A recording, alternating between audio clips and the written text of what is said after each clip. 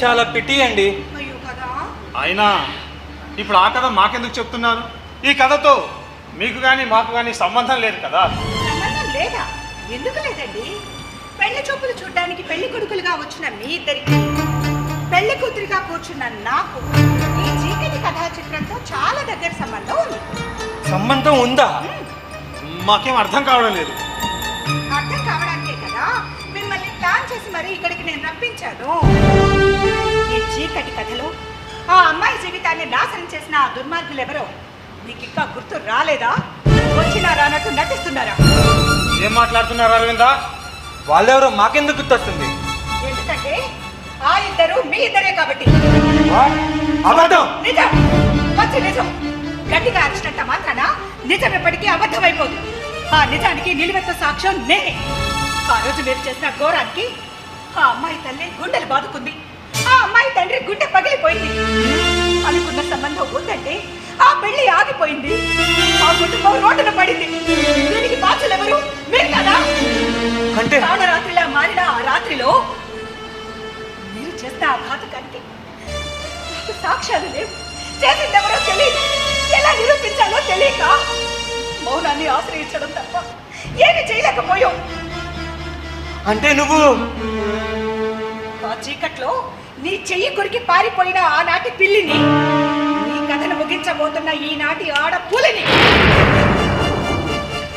ఓ, ఆ రోజు తప్పించుకుంది నువ్వేనా? ఆ రోజు తప్పించుకుంది నేను కాదు, మీరు. ఆ చీకట్లో మీరెవరో తెలియక మిమ్మల్ని వెతకడానికి 5 ఏళ్లు ప్రయత్నం చేశాను.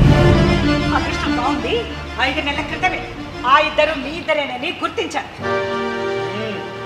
ఆ నేరం చేసింది మేమే అని నిరూపించడానికి నీ దగ్గర సాక్ష్యాలు ఏమైనా ఉన్నాయా? ఎప్పుడో 5 ఏళ్ల క్రితం జరిగిన ఆ నేరాన్ని నువ్వు ఇప్పుడు నిరూపిస్తావా? అయినా మేమేంటో మా బ్యాక్గ్రౌండ్ ఏంటో తెలిసే ఇంత డేర్ చేస్తున్నావా? తెలుసు మీరేంటో, మీరేం చేయగలరు. తలుచుకుంటే ఇప్పుడు కూడా క్రైమ్ చేసి మీరు ఎలా తప్పించుకోగలరో నాకు బాగా తెలుసు. అందుకే మీ కజిన్ జ్యోతితో ఫ్రెండ్షిప్ చేసి నిన్న మీరందరూ సినిమాకి వచ్చేలా ప్లాన్ చేశారు. అక్కడ నువ్వు నన్ను చూసేలాగా, నన్ను చూసి ఇంప్రెస్ అయ్యేలాగా మీ జ్యోతితో నేనే ఏర్పాటు చేశాను. నీ అంతటా నువ్వే ఇంప్రెస్ అయ్యి నా ఫోన్ నెంబరు, నా అడ్రస్ అడిగి తెలుసుకొని నా ఇంటికి వచ్చేలా చేశాను. ఇదంతా నా ప్లాన్ ప్రకారమే జరిగింది మిస్టర్ విజయ్. మరి నేను వచ్చింది నిరంజన్ అంకుల్ తెచ్చిన మ్యాచ్ కోసం కదా. ఆ మ్యాచ్ కూడా ఫిక్స్ చేసింది నేనే మిస్టర్ నిషాంత్. అసలు నువ్వు దొరికిపోవడానికి కారణం నీ ప్రాణ స్నేహితుడు విజయ్ అని తెలుసా? అవును, నువ్వే.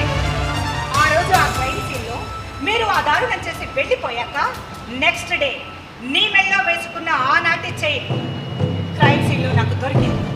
అది ఎవరిదా అని తెలుసుకోవడానికి ఎన్నో ప్రయత్నాలు చేశాను. కానీ రెడీమేడ్గా ఏ షాప్లో దొరకని ఆ చైను కస్టమైజ్ చేసి ప్రత్యేకంగా ఆర్డర్ చేయించుకున్న నీది అని తెలిసింది. సోషల్ మీడియా పుణ్యమాని నీ కజిన్ జ్యోతి నాకు ఫ్రెండ్ కావడం వల్ల దాని ఇన్స్టాగ్రామ్లో, ఫేస్బుక్లో నీ పాత ఫోటోలో ఉన్న ఆ చైన్ నీదేనని నేను గుర్తుపట్టాను. మరి దాన్ని ప్రూఫ్గా చూపించి అప్పుడే నన్ను అరెస్ట్ చేయించి జైల్లో పెట్టించవచ్చు కదా. ఆహా, అలా చేస్తే అసలు అది ప్రూఫే కాదని, ఆ చైన్ నీది కాదని, ఒకవేళ నీదైనా అది ఎక్కడో పోయిందని నీ తెలివితేటలు, ఇన్ఫ్లుయెన్స్ ఉపయోగించి ఈజీగా నువ్వు తప్పించుకుంటావని నాకు తెలీదా? అందుకే అప్పుడే అలా చేయలేదు. అవును, ఆ రోజు అత్యాచారం చేసింది మేమే. ఫుల్గా ముందు కట్టి కారులో వెళ్తుంటే కారులో ఆగున్న మీ కారు కనిపించింది. చుట్టుపక్కల చూస్తే ఎవ్వరూ లేరు. ఏమైందా అని కారాపి ముందుకొస్తే మీ మాటలు పాటలు వినిపించాయి. అర్ధరాత్రి ఒంటరిగా ఆడపిల్లలు కనిపిస్తే ఒంట్లో ఉన్న మందు ఊరుకుంటుందా? దరిదాపుల్లో ఎవరూ లేరని, రారని అర్థమైంది. ఆ చీకట్లో మేము మిమ్మల్ని ఏం చేసినా మీరు ఇంటికెళ్ళి ఏడుస్తూ కూర్చుంటారు తప్ప మీరు మమ్మల్ని ఏం చేయలేరని కూడా అర్థమైంది. ఆ టైంలో అక్కడ కరెంటు లేకపోవడం, మీ దగ్గర ఫోన్స్ లేకపోవడం కూడా మాకు కలిసి వచ్చింది. నువ్వు నా చేకూరికి పారిపోయినా పాపం మీ ఫ్రెండ్ మాకు దొరికిపోయింది. అందుకేరా మీ పాపం పండి మీరిద్దరూ నాకిప్పుడు దొరికిపోయారు. పిచ్చి అరవింద, అసలు నువ్వెలా కలెక్టర్ అయ్యావో నాకు అర్థం కావట్లేదు. దొరికింది మేం కాదు, నువ్వు.